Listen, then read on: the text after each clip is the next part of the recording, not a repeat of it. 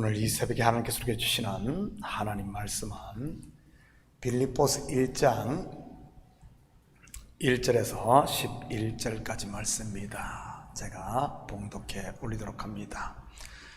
그리스도 예수의 종 바울과 디모데는 그리스도 예수 안에서 빌립보에 사는 모든 성도와 또한 감독들과 집사들에게 편지하노니 하나님 우리 아버지와 주 예수 그리스도로부터 은혜와 평강이 너희에게 있을지어다. 내가 너희를 생각할 때마다 나의 하나님께 감사하며 간구할 때마다 너희 무리를 위하여 기쁨으로 항상 간구하면 너희가 첫날부터 이제까지 복음을 위한 일에 참여하고 있기 때문이라. 너희 안에서 착한 일을 시작하시니가 그리스도 예수의 날까지 이루실 줄을 우리는 확신하노라. 내가 너희 무리를 위하여 이와 같이 생각하는 것이 마땅하니 이는 너희가 내 마음에 있음이며 나의 매임과 복음을 변명함과 확증함에 너희가 다 나와 함께 은혜에 참여한 자가 됨이라. 내가 예수 그리스도의 심장으로 너희 무리를 얼마나 사모하는지 하나님이 내 증인이시라. 내가 기도하노라 너희 사랑을 지식과 모든 총명으로 점점 더 풍성하게 하사 너희로 지극히 선한 것을 분별하며 또 진실하여 허물 없이 그리스도의 날까지 이루고 예수 그리스도로 말미암아 의의 열매가 가득하여 하나님의 영광과 찬송이 되기를 원하노라. 아멘. 좋은 아침입니다. 제가 지금까지 목회하면서 빌립보서는 여러 번 강해를 한 것 같습니다. 그럼에도 다시 강해를 하게 된 것은 성령의 감동에 순종하기 위해서입니다. 몇 주 전부터 계속해서 제 마음에 rejoice, 기뻐하라는 이런 성령의 감동이 있었거든요. 원래 빌립보 교회가 세워지게 된 계기 또한 같지 않습니까? 바울이 들어와서 환상을 본 후 성령께 순종한 것 말입니다. 그 장면 한번 볼까요? 사도행전 16장 9절에서 8절에서 10절입니다. 무시아를 지나 드로아로 내려갔는데 밤에 환상이 바울에게 보이니 마게도냐 사람 하나가 서서 그에게 청하여 이르되 마게도냐로 건너와서 우리를 도우라 하거늘 바울이 그 환상을 보았을 때 우리가 곧 마게도냐로 떠나기를 힘쓰니 이는 하나님이 저 사람들에게 복음을 전하라고 우리를 부르신 줄로 인정함이라. 여러분, 이때 바울이 가고자 했던 곳이 어디입니까? 바로 소아시아 내륙 지역이었습니다. 그래서 그곳으로 가려고 3번을 애를 쓰고요. 그런데 그럴 때마다 성령께서 그의 앞길을 막았던 것이지요. 결국 3번째 환상을 본 바울, 하나님 앞에 두 손 두 발 다 들고 항복을 합니다. 그리고 성령에 순종하여 간 곳이 마게도냐의 첫성 빌립보였던 것이고요. 그곳은 누구를 만납니까? 바로 여러분도 잘 아는 자주장사 루디아입니다. 물론 그 가정이 전부 구원을 받게 됐고요. 그 후 바울은 귀신 들린 여종의 귀신을 쫓아냈다가 감옥에 갇히고 그것이 전화위복이 되어 구원한 가정이 바로 감옥을 지키는 간수장의 가정이었습니다. 이렇게 해서 세워진 교회가 바로 빌립보 교회인 것입니다. 한마디로 순종으로 세워진 교회인 것이지. 이때가 유럽으로의 선교 확장기 2차 선교 여행 때고요. 그러다 보니 바울에게 빌립보 교회는 특별할 뿐만 아니라 빌립보 교회 또한 바울에 대한 이 마음이 특별했던 것 같습니다. 바울이 3차 선교여행을 마치고 예루살렘으로 돌아가 체포된 후 로마로 압송이 되지 않습니까? 물론 바울이 로마 황제에게 재판받기를 청해서 말이지. 로마에 도착한 지 2년 가까이 가택연금 상태로 사도 바울은 지냅니다. 모든 비용은 자비로 충당을 해야 하고요. 요즘 법률용어로 하면 미결수 상태에서 말이지. 그때 바울의 옥바라지를 했던 교회가 바로 빌립보 교회였던 것입니다. 생명의 복음을 그들에게 전했던 바울이 이제는 그들로부터 도움을 받고 있는 것이지. 감옥과 교회를 오가며 전령 역할을 한 사람이 에바브로디도였던 것이고요. 이 빌립보서 또한 그에 의해 전달되었던 것입니다. 빌립보서는 바울이 로마 감옥에 있었던 AD 62년에서 63년경에 기록되었습니다. 그래서 옥중서신으로 불립니다. 이때 바울이 쓴 편지 곧 성경이 에베소서, 그리고 본서, 골로새서, 빌레몬서이고요. 옥중서신을 분석해 보면 바울은 감옥에 있으면서도 오히려 더 담대하게 복음을 전했던 것을 보게 됩니다. 실제로 몸만 셋집을 벗어날 수 없었지 상당한 자유함이 주어져 있었고요. 요즘 용어로 하면 면회가 자유롭다고 할까요? 뿐만 아니라 그를 옆에서 보살피는 것까지 허용이 되었던 것 같고요. 요즘 같았으면 황제 수감이라는 이런 문제가 됐을 텐데 하나님의 특별한 배려가 있었던 것 같습니다. 아마 바울이 로마에 투옥되었던 때, 즉 AD 62년에서 63년쯤에는 이미 로마에 믿는 사람들이 많았을 뿐만 아니라 바울의 명성도 널리 알려져 있는 그런 상태였습니다. 사도행전에 보면 바울이 로마로 압송될 때 많은 성도들이 그를 마중 나왔던 것을 보면 알 수 있지. 그것은 바울이 보낸 로마서 때문이기도 했을 것입니다. 로마서가 기록된 것이 이로부터 4, 5년 전인 AD 57년에서 58년경이니까요. 우리가 로마서를 공부해서 알다시피 얼마나 복음의 진수가 들어있습니까? 어쩌면 바울이 갇혔던 감옥, 즉 셋집은 제2의 두란노 서원 같았을지 모르겠습니다. 요즘으로 말하면 거의 신학교 수준 말이지. 왜냐하면 바울의 편지 로마서를 읽은 사람이라면 그것을 쓴 사람을 만나보고 싶어 했을 테니 말이지. 그렇게 로마의 복음을 전하기를 원했던 바울, 하나님의 특별한 방법으로 복음을 전할 수 있었던 것입니다. 비록 몸은 자유하지 못했지만 그의 영혼과 복음은 자유했으니까요. 이렇게 뿌려진 복음의 씨앗이 많은 박해 속에서도 결국은 로마라는 거대 제국의 국교로 선포되기까지 이르게 됩니다. 1절입니다. 그리스도 예수의 종 바울과 디모데는 그리스도 예수 안에서 빌립보에 사는 모든 성도와 또한 감독들과 집사들에게 편지하노니. 여기서 우리는 두 가지 사실을 확인할 수 있습니다. 첫째는 디모데가 로마에 와 바울과 함께 하고 있었다는 사실과, 두 번째는 빌립보 교회가 이미 조직교회로 굳건하게 세워져 있었다는 사실입니다. 감독, 즉 요즘으로 말하면 담임 목사가 세워져 있었고, 집사가 세워져 있었고, 그리고 성도들이 많이 모이는 교회 말입니다. 특히 디모데가 바울과 함께 있다는 것은 단순히 바울의 수종되는 것 이상으로 목회 훈련을 받고 있었음을 알 수 있습니다. 디모데는 나중에 에베소 교회의 감독, 즉 목회자로 쓰임받지 않습니까? 2절입니다. 하나님 우리 아버지와 주 예수 그리스도로부터 은혜와 평강이 너희에게 있을지어다. 은혜는 헬라어로 카리스, 평강은 에이레네입니다. 히브리어는 샬롬이지요. 이 은혜와 평강은 당시 로마 제국에서 흔히 사용되는 문안 인사입니다. 그런데 중요한 것은 하나님 우리 아버지와 주 예수 그리스도로부터 오는 은혜와 평강이라는 사실입니다. 당시 로마 문화권에서의 이 인사 속에 담긴 의미는 무엇이겠습니까? 은혜와 평강 말이지요. 로마 황제로부터 오는 은혜요, 로마의 힘에 의해 주어진 즉 팍스 로마나의 평강 아닙니까?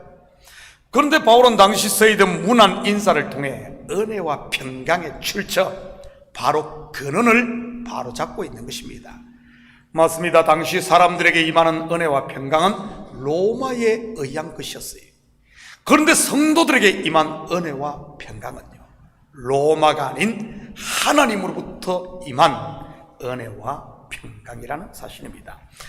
그렇다면 지금 여러분은 어떻습니까? 어떤 은혜와 평강을 누리고 있습니까?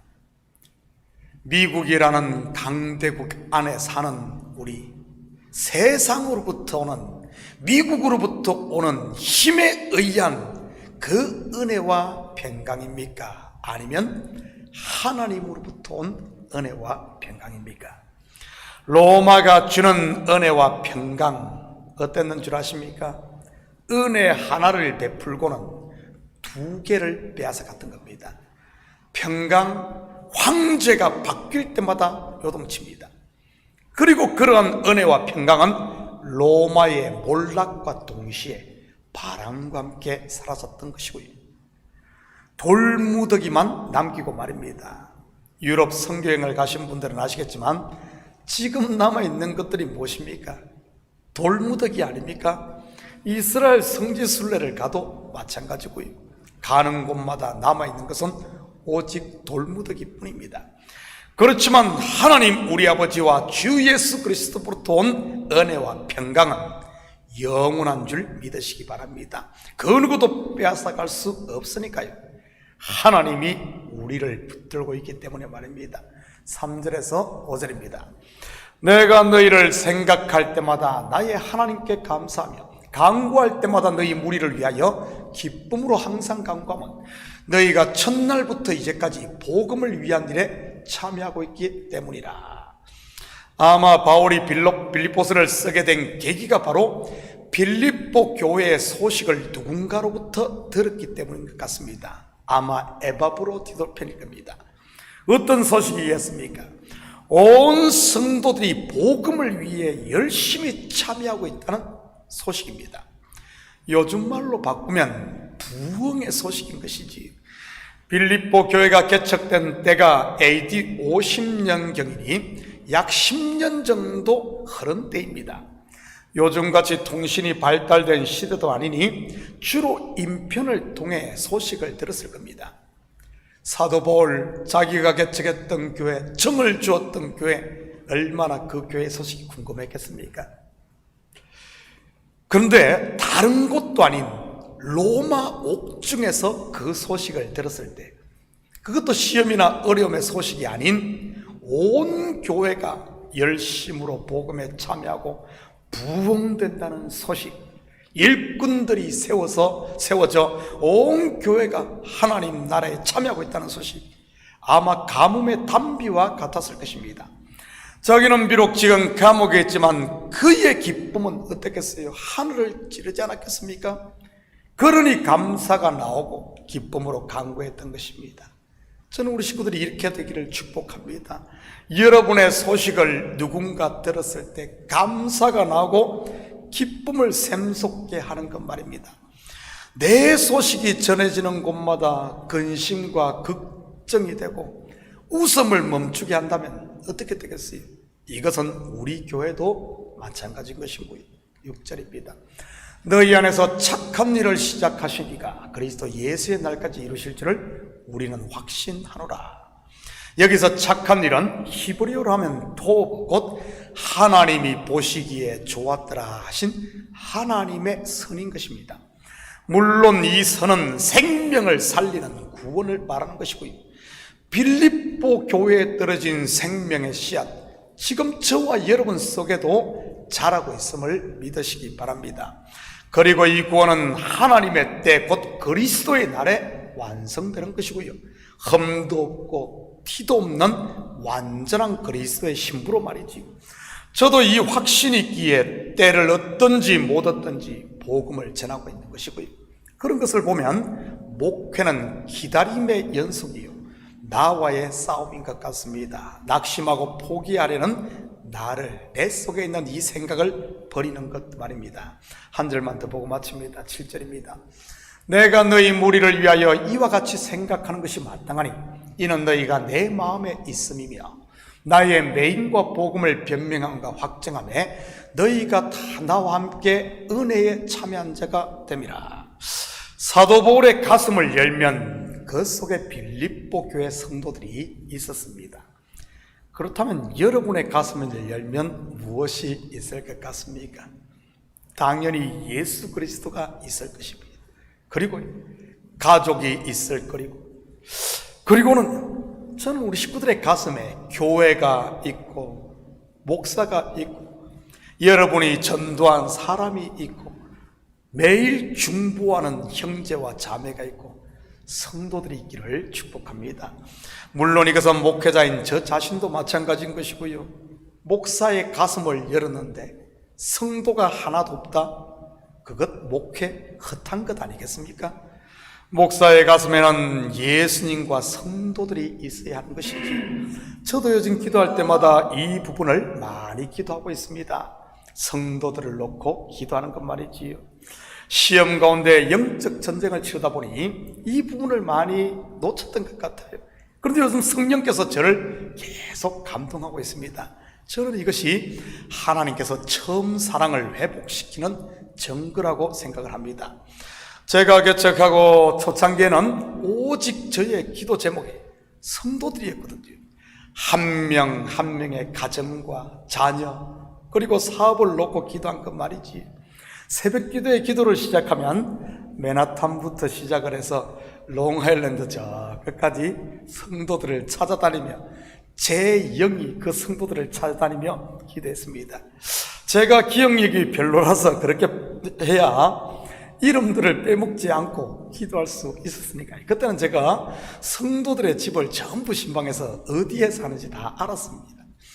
그런데 더 놀라운 사실은 사도 바울의 마음에 빌립보 교회 성도들이 있듯 이 빌립보 성도들의 가슴에도 사도 바울이 있었던 것입니다. 다시 말해 몸은 떨어져 있어도 마음은 하나였다는 말이지. 그러니 기쁘게 바울의 옥바라지를 감당할 수 있었던 것이고요. 당시 로마의 렌트를 얻는다는 것, 여러분 로마 얼마나 거대 제국입니까? 얼마나 거대 제국입니까? 로마 시티, 로마에 산다는 것 특권층만 살지 않겠습니까? 그런 로마의 렌트를 얻는다는 것, 지금으로 말하면 맨하탄의 아파트 얻는 것보다 더 힘들었을 것입니다. 거기에 모든 필요를 채웠어야 하니 결코 바울의 셋집 얻어서 2년 동안 있는 것 결코 만만치 않았을 것입니다. 어떻게 빌립보 교인들이 이 모든 일을 감당할 수 있었겠습니까? 바로 복음 안에서 그들이 하나 되었기 때문인 것입니다. 저는 우리 교회도 복음으로 서로 하나됨의 역사가 있기를 축복합니다.